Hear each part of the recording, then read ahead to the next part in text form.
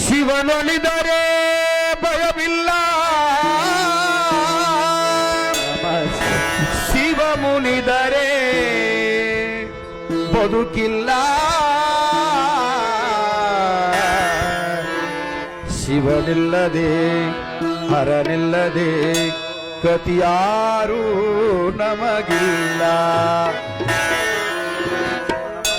ಜಟೆಯಲ್ಲಿ ಕಟ್ಟಿದ ನದಿಯ, ತಲೆಯಲ್ಲಿ ಮುಡಿದ ಶಶಿಯ, ಕಣ್ಣೊಳಗೆ ಹುರಿವ ಬೆಂಕಿಯ ಮುಚ್ಚಿಟ್ಟುಕೊಂಡು ನಗುವ ನಮ್ಮ ಶಿವನ ಕಂಡಿರ. ಅಮ್ಮಮ್ಮ ಅವನ ಮಹಿಮೆಯೇನು ಬಲ್ಲೆ ಬಲ್ಲಿರ.